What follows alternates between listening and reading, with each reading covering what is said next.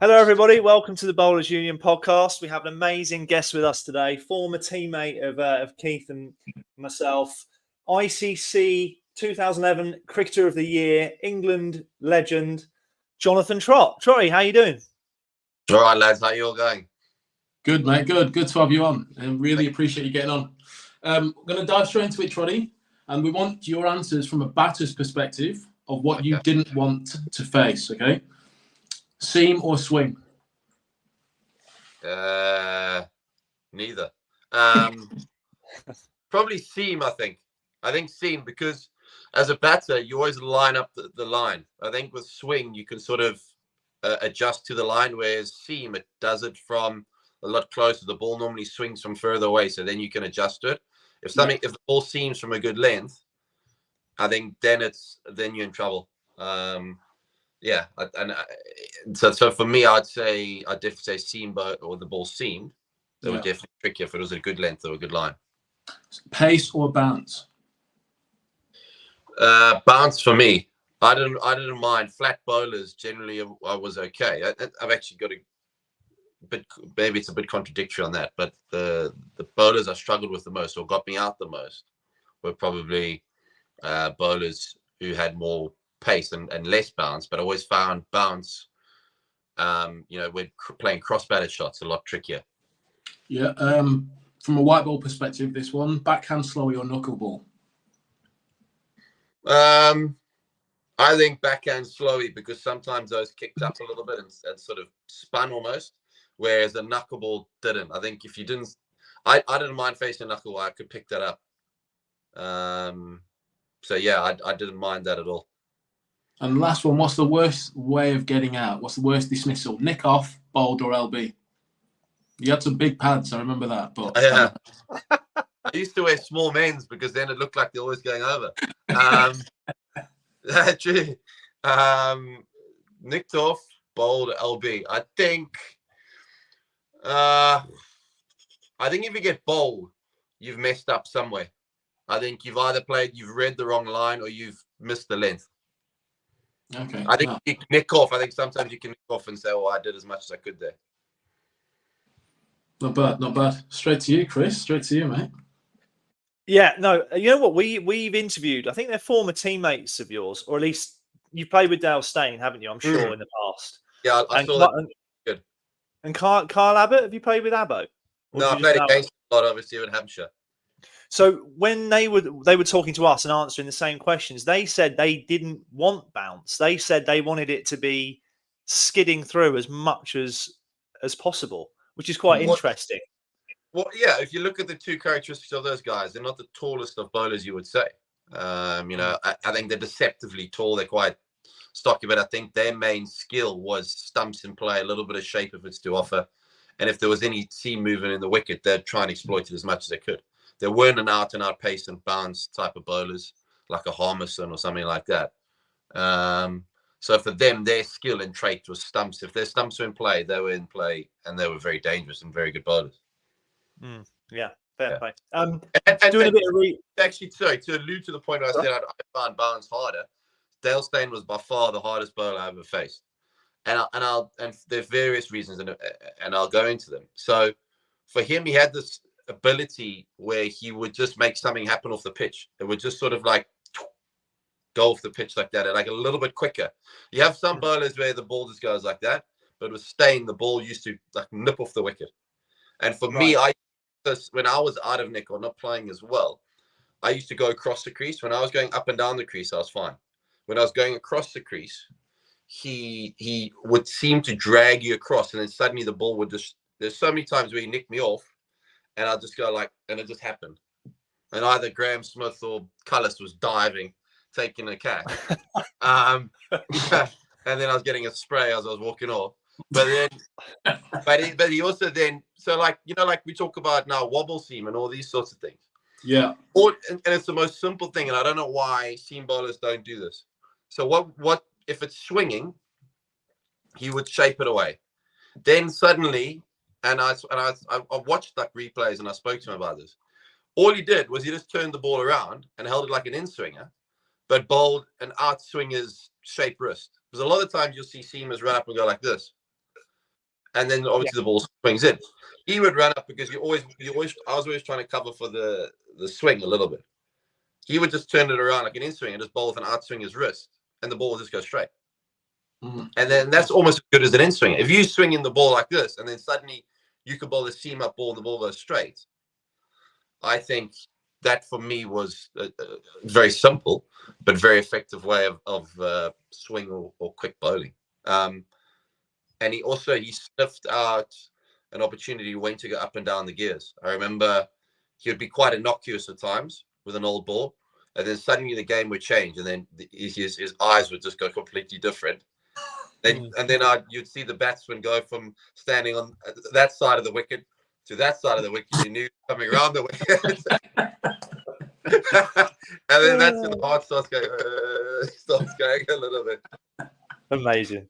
What do you think of that?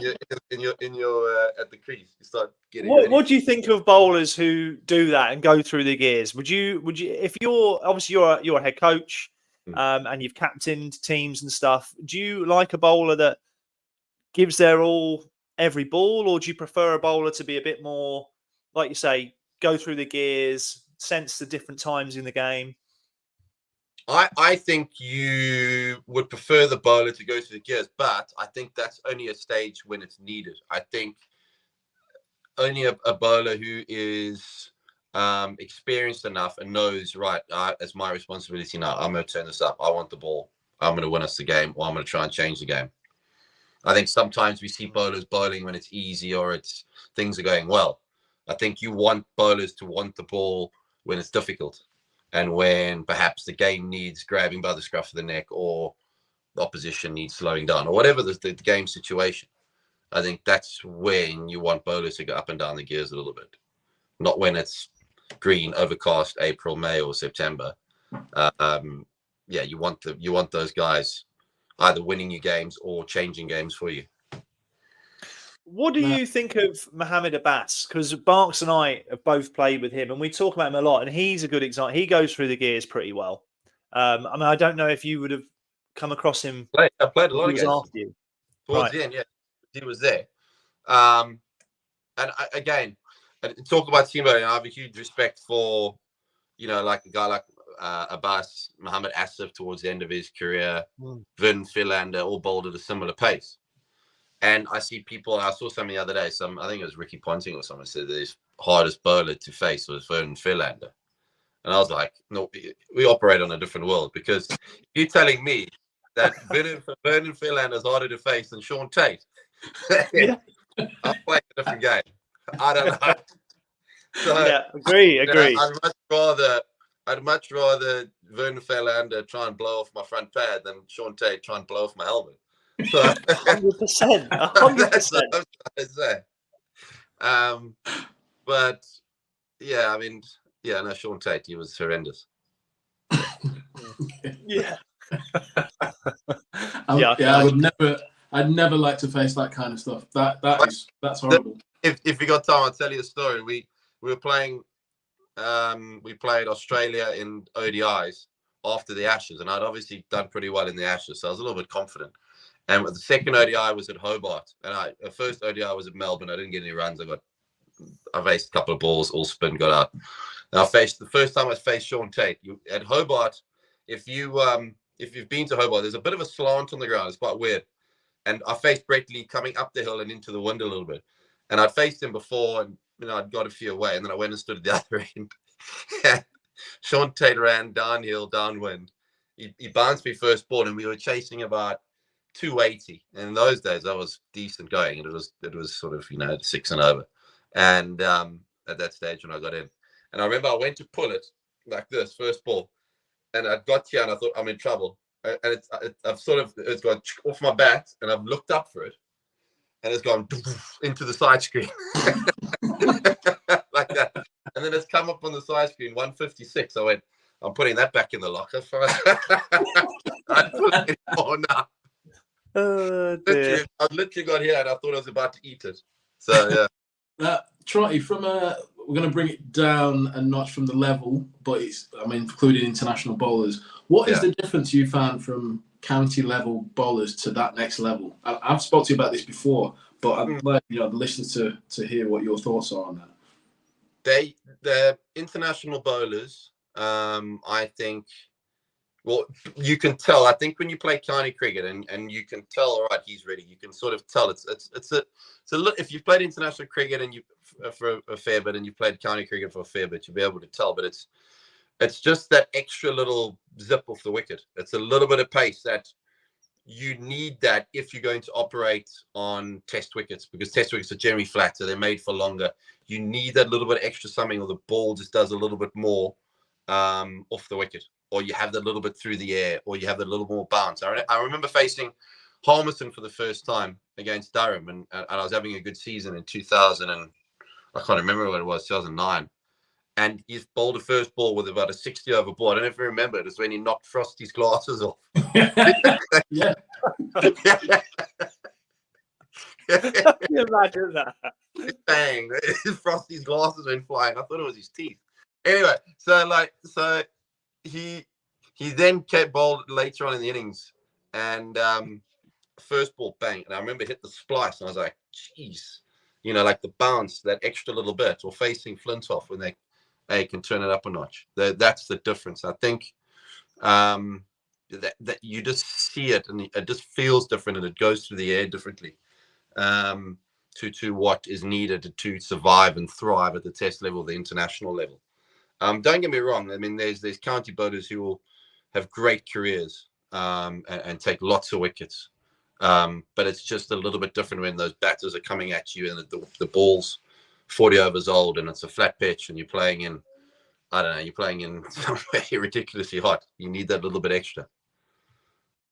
I forgot I was going to ask one, right? I thought you were going to say something there. I was going to ask about your thoughts on the current pool of England quicks and how you see them. Obviously, Anderson and Broad have now both retired. Do you think England's attack and their stock looks healthy? Yeah.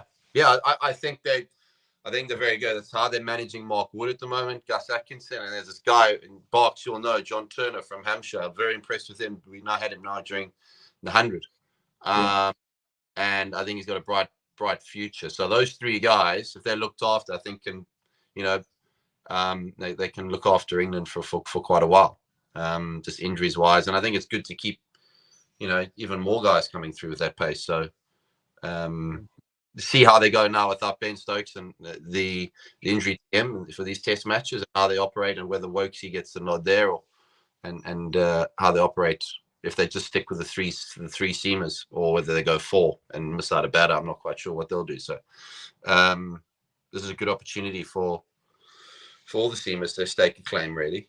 And I think this is a good test. Obviously, looking forward towards the Ashes, where you need a bit of pace and balance and putting the Aussies under pressure. I certainly think we've got the attributes, or those three guys certainly have the attributes to be able to do that. Actually, we played against John Turner the other day, and to be fair, he got 3 for not a lot. Obviously, this was in the Metro Bank, and I think he got 3 early poles, had like an extra yard. He's not a huge guy, is he, Keith? No, he's committed. He runs in well. I thought, good aggressive approach. Good bounce, yes, as well. Yeah, I mean, Woody's not a big guy, and Gus Atkinson's pretty, quite tall, but not, you wouldn't say, a daunting figure like Harmison or Flintoff. But I think they've both got the attributes, the pace, the skill, and how long Woody goes for. Hopefully, it's for another 5-6 years. Very excited to see how the England team go. Obviously, this winter, but also the next. What about your Afghanistan team and their seam bowling? There's so many talented guys. I mean, but I think with the Afghanistan guys, very strong, a lot of strong guys from that region of the world, and can bowl and bowl and bowl. The thing that is slightly lacking is the awareness around bowling, the strength and conditioning needed to do it day in, day out, the stuff that goes on behind the scenes, really, that is apart from the seam bowling, and the actual skill of bowling is the preparation and the sacrifices you need to make, looking after your body and the mentality behind it, but again, bowling those tough overs. Yeah, I think you should take Keith over with you, and he can advise him. Hey, take Keith over there with you, and he can advise him on a few things. Nah, it's we stumbled on we stumbled on a big lad, Naweed Zadran, and he just runs in and bowls all day. We'll literally just keep bowling. He bowls good pace as well, but very, very raw, I think, and that's something that's the exciting thing as well. And I think for any coach, that rawness, but also that hunger to play, because it's the passion for the game is huge. At the moment, we've got Faisal, we've got Naveen Al-Haq, so that's, but behind that, we need more. We need to, and I keep saying to him, send me more bowlers. I want more bowlers. They're good for net practices to make our batters better. And we need that pace, and we need to get ready. We've got a test match against New Zealand in a few weeks' time.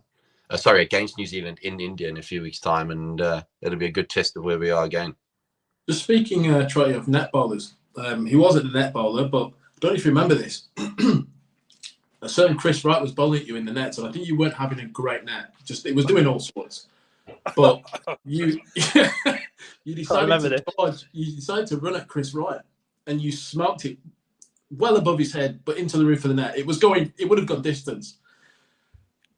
Were you expecting a short ball pretty quickly after that? Or were you aware that you were going to have to wait 6 months for your next bouncer to come off him? Keith, I was expecting a short ball every ball. I remember that so vividly, because obviously it was a different kind of era, wasn't it? You know what I mean? And you absolutely, I felt like I was going to die in a net. It's horrible, isn't it, when batsmen whack it back at you in nets? Yeah. But I remember being so cross. Yeah. I think it was like the last ball as well. I was like, oh my God. No, Didn't have any closure. I remember what happened, because I think, it done quite a lot. The nets were always a little bit spicy at times there. And I just bowled one against you. I think it nicked loads, missed your outside edge, and you were annoyed. You ran it right, and the next ball smoked it. And then I think after that, you had one more ball against someone, and you went, you know what, I'm done with the net. So Wrighty held it for months. I said, are you going to do it? Are you going to bounce in the next net? He said, no, I'm just going to wait. I'm going to let Trotty think I'm not going to bowl a bouncer. He waited till the next pre-season to give you a bouncer. Give an hour. Before we go away from it, something. Where's he gone?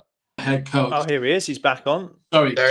Something you mentioned before we go on. Something you mentioned about obviously being Afghanistan head coach. We're not the only ones who want to know about this. Can you go into the World Cup incident on the was it cramp or hamstring had gone at slip? Sniper. It's so astounding is that from all the games in the World Cup and all the fantastic things the players did, everybody asked me about that. Social media, some blokes editing. Can't do that. Yes, and this is the truest gospel. So we were playing Bangladesh, and it started to drizzle. So where we were, the rain used to come over. It would come over where the changing rooms were. So we started feeling these massive drops, and the scoreboard at St. Vincent isn't the biggest scoreboard, and it didn't have Duckworth Lewis on the scoreboard anyway. Oh. And it was rain, and they were 7 down at the time, and it was close. So we had the Duckworth Lewis, and Duckworth Lewis obviously now, because of past events, is ball by ball, not at the end of the over. So I was sort of there feeling the raindrops, and behind me was the Duckworth Lewis. So I was like, what ball are we on? I was trying to see what ball we were on and their score and the Duckworth Lewis, but it's obviously per ball. So I had the statistician was sort of looking, and I was, what is it? Like I was shouting, like, what is the score? And then I was trying to figure out. And then I think it was level. So I was saying, are we level or are we ahead? And what is it? And then it was all mixed communication. So I was shouting at Rash, slow it down, slow the game down. Then Google started to get sniped. And then it's all hell's broken loose on social media. But the funniest thing, if you watch that highlights, and whoever watches the show, have a look at the highlights. Naveen Al-Haq gets the wicket, and you see him running off. then you see Gilbertin running past him quicker. It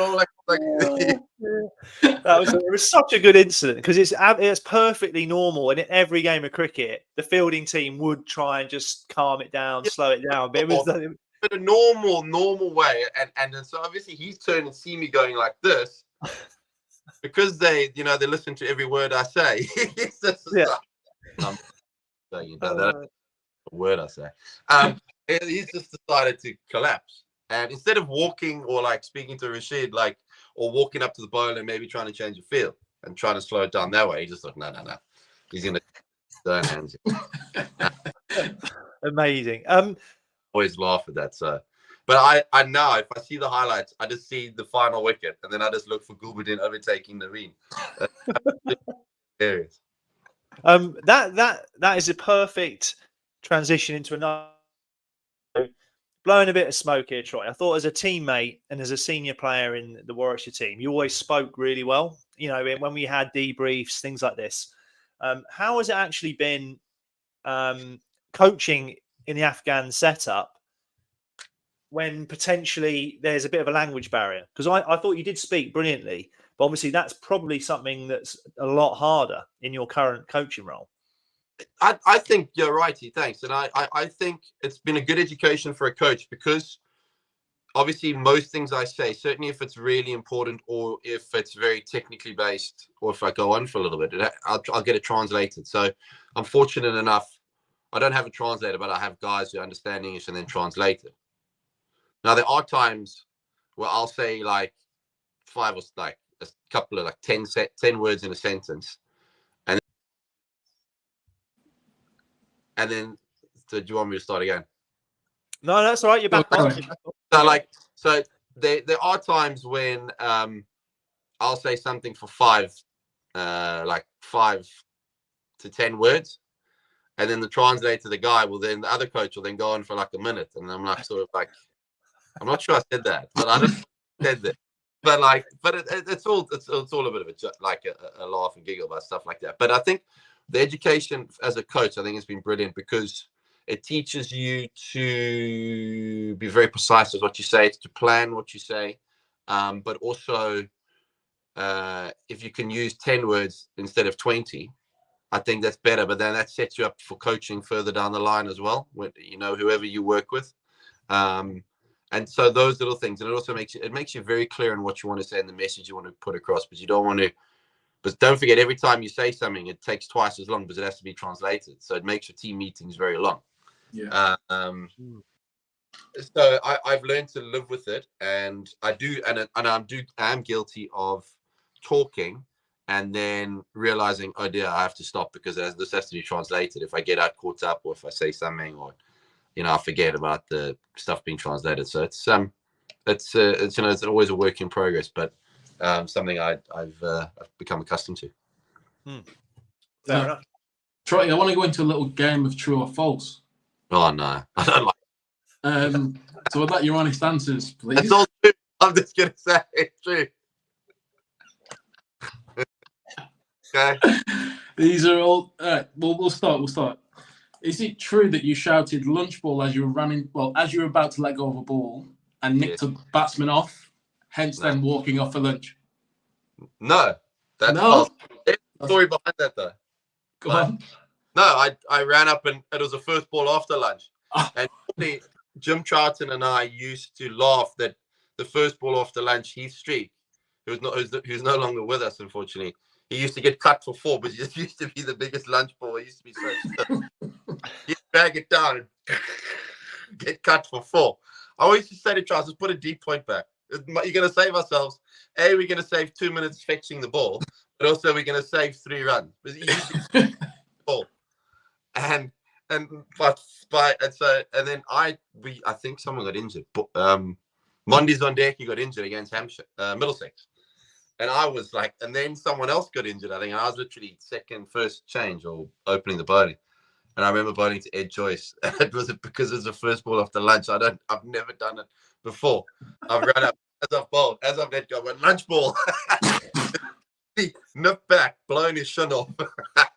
and it was actually perfectly sort of pitch middle, hit middle. And I think Sharpie was the umpire. And I think he was chuckling as he gave it out. Brilliant. The next one, I don't know if you recall this. I think this is what I was told anyway. You were at fine leg and misfielded a ball as you tried to stop it with your foot. I think the ball went over your foot for four. A certain bowler had a go at you for not really attempting to stop the ball. Is it true you then threw the ball from fine leg towards the bowler? Who was the bowler? Me. I'll tell you why. So I ran around. I could have dived maybe, but it was very close to the pickets, and I think I would have gone. Anyway, I tried it with my boot. Wasn't great. And then you've shouted at me, and then I picked the ball up, and you were very slow between overs. So I thought I'd throw it to you to make you speed up a little bit. Oh dear. It is the quickest to get back to Mark, to be fair. This exercise at you. Oh, I heard this heads. Then doosh, the ball bounced a meter away. Yeah, exactly. So that's true. Funny. Is it true you caught a ball in your pocket, standing at short leg? 100%. Who was the batsman? I will claim that I stood at short leg for 2.5 years. I think I took 2 catches and one was in my pocket. I was the best behind square short leg ever. I was the worst in front of square short leg. Fair play. That must be horrible fielding in there. And the last one is it true you basically, in a shorter word, said that you shouldn't be at slip as a ball got edged towards you, following then dropping the ball? Do you remember that? No, I don't remember that. You were saying how you shouldn't be a slip. You shouldn't be a slip. You can't see it. And the lads were trying to give you a bit of confidence. This was just before I came, but Trouts was telling me, oh no, I was there, but Trouts was telling me in Clarkey, I think it was Clarkey's first season, and you were saying, I shouldn't be in it. They're like, no, Trot, you're good. No, you're good. Boyd Rankin was bowling, you got an edge towards you, and as the ball travelled towards you, you went, I fucking told you. Dropped it. I'll tell you what happened. I think he's edged it. And as it's coming, I'm going, you see?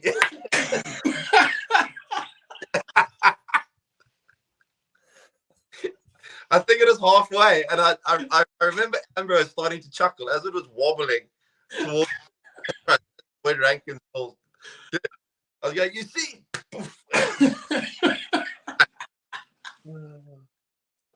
Oh, so that's true. That's brilliant. That's a Charts doesn't, Jim Charlton, he doesn't, the truth doesn't get in the way of a good story there. So we'll go. Bit of tax on it. So Trotty, you've got a test batting average of 44, which is unbelievable. A one-day batting average of 51. But most importantly, you've got 5 test wickets, right? Can you remember who they are or not? Yeah. Go on then. I've written them down. I've done the research. I've got them down. If you can remember them, that's impressive. The first was against Bangladesh, and he was a right-handed batter. I don't remember his name, but he batted very similar to Rahul Dravid. Very, very similar. His name. Jaharul Islam. Okay, there we go. Very good technique. How many runs did he get? Can't remember. Oh God. Was that one? I'll tell you. That was at Lords. That was a cordon bowled. He inside edged it. I think I've seen 46. 46. I think I've seen you get someone caught down leg when Pryor was stood up. Oh no, maybe not caught down leg. I think it was a genuine nick. Who was that? Do you remember that? Alistair Cook got Ishan Sharma caught down the leg side for his only test wicket. The second test wicket was a guy from Sri Lanka. I don't remember his name. That was LBW. Purana Vitana. There we go. And then I remember the next 3 was Yunus Khan, Brendan Cullum, and then Brad Haddon. Yeah, nice. Wow. Impressive. Yeah. Yunus Khan. I don't think he could believe it. It just nipped back beautifully. And he preferred it as well. He wasn't going off. He wasn't walking. It was sort of umpires call on just like a little bit of the ball. So it was about 80% of the ball was hitting the stumps, but it was sort of umpires call. You also have a first class county fifer as well, Trotty. Yes, that was against Kent. What year was that? And unfortunately, I know you got 4 wickets in your last List A game. There was yes. Yeah, there was. For those listening, Trotty was 4 wickets in, and it was the last wicket as well. I think they were 9 down. Trotty, you bowled the last over maybe of the innings. I think it was ladder up by then. Last ball gets hit out to me at deep square. Out of all the fielders you don't want underneath it, is me. And you then went on and I then went on and dropped the catch. It was quite a bit high above my head, but I saw your face. You were very disappointed. Did I shout at you? No, you just looked at me quite aggressively. I didn't throw the ball though. I didn't throw the ball. For those listening, Chris has had to leave. He's had to shoot off. Trotty, I'd like to go back to the bowling and you facing bowlers and stuff like that. Sure. What type of bowlers do you find the most difficult on like various types of wickets, or is it just the same bowlers are always the best on any type of wicket? For me, I didn't mind guys who had nice actions. I could as quick as it came. That's fine. The guys I really struggled with, like Malinga, Tate, Johnson Tate Johnson when he got it right.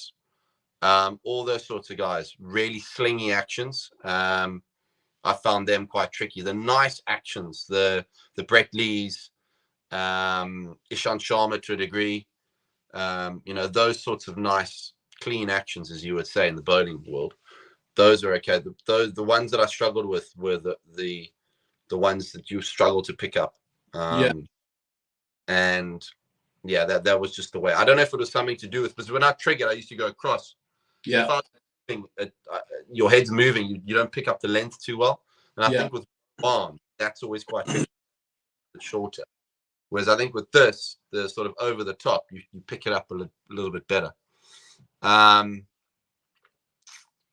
just generally, and sorry, I haven't mentioned as well, Ryan Harris from Australia as well, probably the second best bowler I faced.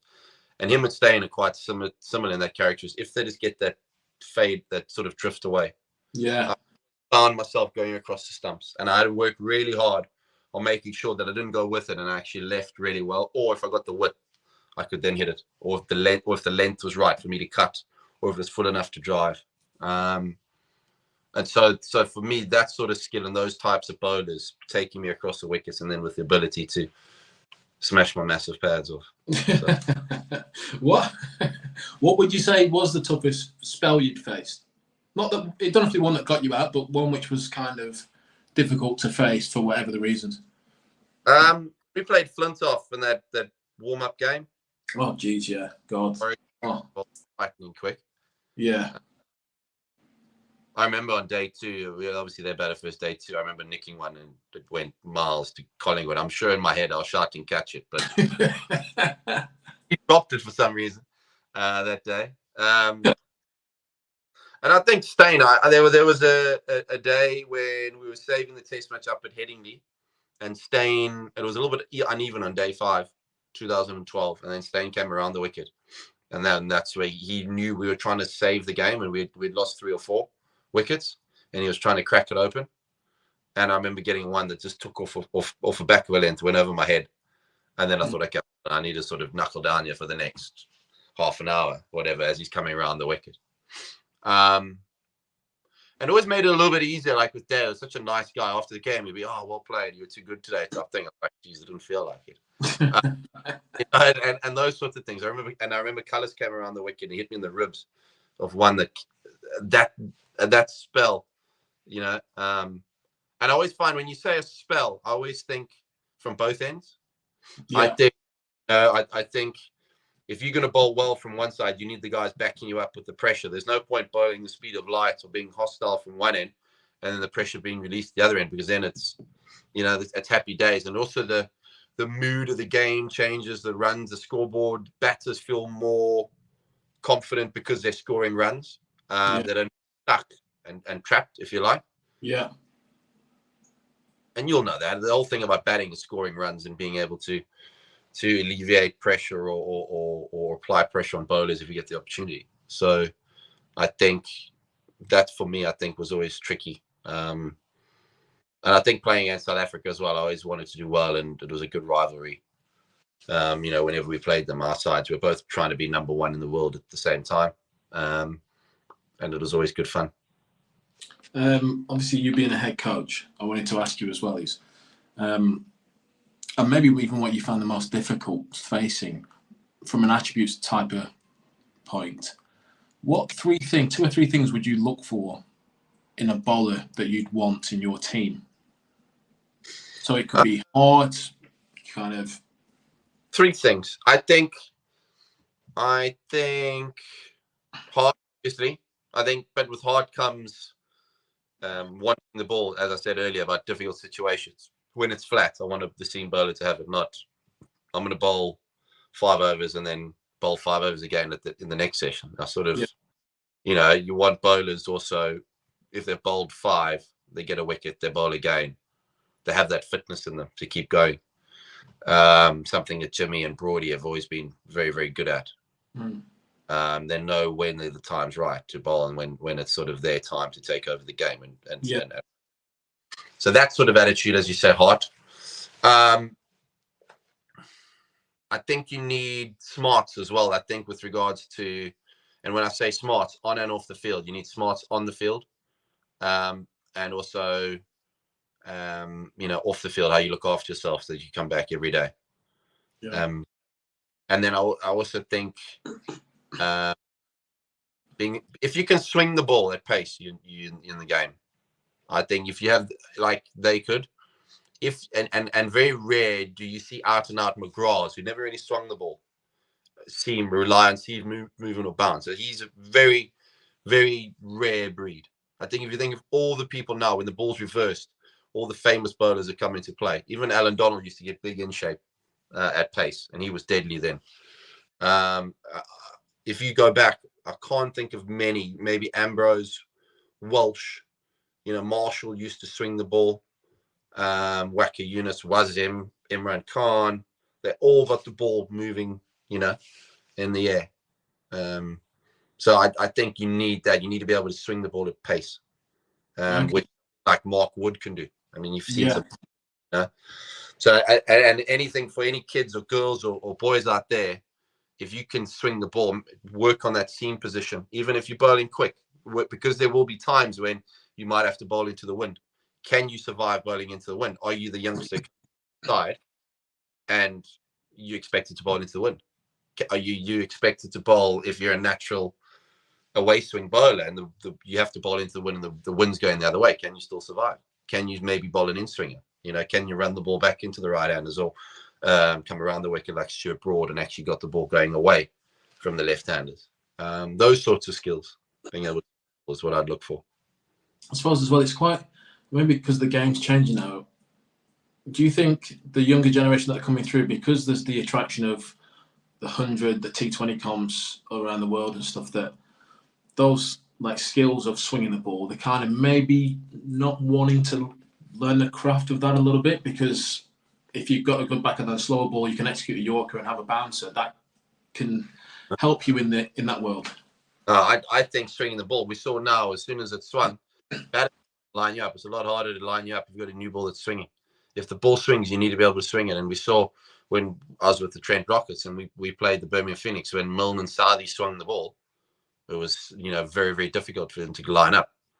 And they did it. I mean, Milne does it at pace, and I think he's a fantastic bowler. So I think if you can swing the ball those first couple of overs, certainly in power plays, batters aren't going to try and line you up. So if you're swinging it away, batters aren't going to try and hit you over the leg side. I'd almost say, please try and do it. But then again, it's a challenge, as a skill of being able to control that swing if it does swing. You and I, plenty of bowlers when the ball swung, have still got hurt because they can't control it or don't have the the confidence or the skill to control it. Yeah. I was going to ask, what are the differences you found as a batsman facing bowlers when they've got a kookaburra in their hand to a Dukes, for instance? I think the Dukes tends to let itself swing a bit more. It allows for swing a lot more. But I didn't mind playing against the Dukes because it came off. It stayed hard. The kookaburra wouldn't swing for a while, but it got so soft from about 50 overs or 40 overs out. The Dukes stayed hard till at least 70, I think. And you saw runs. I think it was a fair contest. But I think the Dukes is mainly built for English conditions. I think, the harder the ball, the wicket's a little bit slower. I think kookaburra is a fair contest in the southern hemisphere where the ball bounces and the weather's more fair and there's not as much dew, say, or the ball doesn't get as wet. Yeah, I did hear something. I can't remember where I heard it about the Dukes. They have to put so much lacquer on the ball to suck up the moisture from the weather we get. That's why the ball will do more than a kookaburra. You'll know that's why sometimes the Dukes only start swinging after 4 or 5 overs when the lacquer comes. Times that we've seen it when you start seeing it crack on the Dukes, and then eventually you can get that side shiny, or the one side then becomes a bit rougher. I was going to ask you now, from a spinner's point of view, what have you found the toughest about facing spin when you were playing? What did I find tough? Yeah. Who were your best bowlers you probably faced, or maybe it might be Swan, playing with Swan, what he did? Yeah. Just something for spinners to listen to. I definitely struggled against Swanee, and I did when I played against him at Notts. And this is a funny one. Left arm spin was the hardest for me to play. For some reason, again, I think it's to do with me going across the crease. I found I got yorked a few times by left arm spinner. Hirath yorked me, I think, in a test match. Doherty yorked me in an ODI. Paul Harris would get me out just inside. And again, it's very weird. Just like, I found the Philanders, the Muhammad Asifs, the Abbas. Yeah. I know Kevin Peterson, he used to have nightmares about those guys. Whereas the left arm spinner for me, because of the drift, and I was going this way and the ball was drifting in, a lot of the time, I used to sort of go across him and get myself stuck a little bit. Whereas a guy like Syed Ajmal, I think I got out once, I think, trying to slog sweep Syed Ajmal. Whereas everyone else was playing, I didn't mind because I didn't mind facing him at all. Miralithran, I didn't mind either as such. Admittedly, only facing towards the end of his career. Lane Mushtaq was fine. It was just it was this left arm spin, and I can't figure it out. I think because I was always taught, I think, with spin, and the best thing about playing spin is obviously using feet. The best bit of advice, and it was explained the clearest to me, was working with Jilo. He said you try and get as close to the bounce of the ball as possible, or get away from the bounce of the ball as possible, get the furthest away from the ball as possible. So obviously that's moving forward and back, and then also that simplifies picking length. Playing spin is all about picking length. So I think the drift thing was something to do with me not being able to pick length or something. But I sleep better at night knowing I don't have to play cricket anymore. I don't have to think about things like that. I've got one last question for you. Obviously, you're a head coach. What do you feel? What type of bowler would you carry around with you to every game you were involved in? A bowler. As your bowling attack, your 3 or 4 seams and a spinner. What do you feel you need to give yourself the best chance of winning a game or taking 20 wickets? So you have 4 bowlers. You have to pick. Yeah, you might have an all-rounder in there, but there's 4 seamers and a spinner. So I have to give you names, or do I have to say the type of bowler? Just type of bowlers. What would you be looking for? I'd have a left arm pace, right arm pace, right arm pace, and then I'd have a spinner. I think the other thing I think South Africa did so well is Morkel and Steyn, the height and the difference. The difference in attack, the Finlanded nibbly pace with Stain and then Morkels is horrible. And I think, and then you throw Jacques Cullis into that. You know, and I think they had such good variety. If the ball swung, they could swing it. If it was seaming, they, you know, they knew where to bowl. You know, and if it got flat, they had other options as well, how they were going to attack you. So I think that's always interesting. I think the variations in the attack is important. I think quite samey is batters can get into a good place. And batting's all about rhythm. And batting's about rhythm, and you get into the rhythm of the action, the timing. Certainly people like myself who trigger or move a bit pre-delivery, they get into the timing and the rhythm of bowlers. Yes. And they get used to the conditions and the pace of the wicket. Where you then have variety, that sort of becomes the batter's always going to start again. Whereas if you have the same sort of attack, then I think it becomes a little bit easier as such. Okay, one more actually, because I'm just thinking, talking about batting there as well, is how do you think you'd have gone in this Bazball era? I know it's not Bazball, it's not reckless, but how do you think you'd have gone? I reckon I would have done okay. I think it's just quite frees you up. It's going to have a sort of have a sort of different attitude to perhaps what we had in our era. You know, if you played a shot like that, you'd avoid Andy Flower for about 72 hours. You know, if you got out and you sort of, if you ran down to a seam and got caught mid-off, you know, you may as well walk straight to the car park. You know, you don't even go to the change room. So, and I think it's revolutionised the way that England cricket is, and I think it's you know, it typifies, you know, Stokesy's positiveness about the game, and obviously Brendan's, the way that he views the game and the way that he played the game. Certainly he was revolutionary in the way that he batted at times, certainly in white ball cricket. But yeah, you know, it's great to watch, and hopefully the guys can do really well against Sri Lanka and here on out. So yeah, I'm not sure how I would have gone. It would have been quite nice though, I think. Do you see it carrying on when that era finishes, or like a Stokes and a McCullum? Or I always think, you know, going to coaching now, you coach what the players you've got, and I think at the moment England's got a plethora of attacking young players. You see the guys like James Smith come in and just the shackles off and bang, you know, Test cricket, or the takes to playing Test cricket for England, you like duck to water. So, you know, that's great. And I think the one thing as well though with that is the messaging is quite clear. I think this is the way we play. This is how we want you to play. This is why you selected. Go and do it. And I think that sort of mentality, that mindset, takes away all that fear of failure. You know, the things that perhaps players have suffered from in the past. It's like, don't play attacking. You're not the player for us. You know, and it's very, very much flipped it on its head.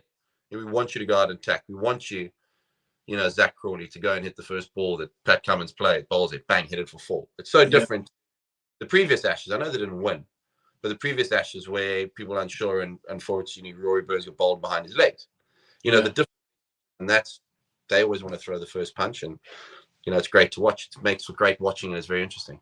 Yeah, I suppose, especially like from the other side of it, being a bowler, if you get hit for your first ball for 4, you put on the back foot, because you're then thinking, you know what, I'm not able to settle in here. The lacquer's not off. It's not going to swing as much yet, and all of a sudden now you're having to find a few more gears probably earlier than what you want to. You want to settle in a little bit as a bowler. I mean, and if you watch that the series, the test, from the Australians' point of view, when they're facing Bazball and confronting the way that they plan for it, I don't know if you or any of your viewers have, you see how they're like, well, you know, we need to think differently, a type thing, in outfields. And you see the hardships, and I think you see those moments in the change room where the Stark's sitting there and Cummins is sitting there at Old Trafford, where England, you know, got, I don't know, 450 in a day or something, maybe, and they're just sitting there going, cheapers, you know. And I think that's the thing. We think about fast bowlers or pace bowling.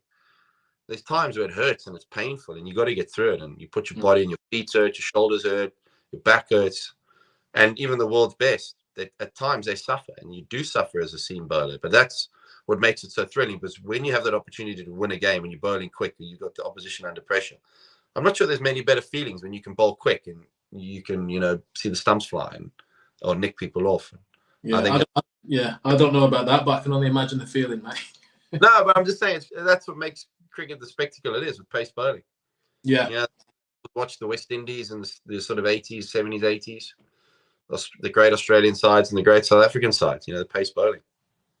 Oh, lovely, mate. Well, listen, I've had you for 50 minutes and want you to crack on for the rest of your evening, mate. It's been great having you on. Thanks, mate. And for those listening, we've had Trotty, and we hope to get you on again. If there's an Ashes coming up at some point, we'll try and get you on and hear your thoughts on next year and what's going to happen there. All right, mate. Anytime. Cool. Thanks a lot. Thank you to everyone, and we'll see you next week. Cheers, mate. Bye. Yeah.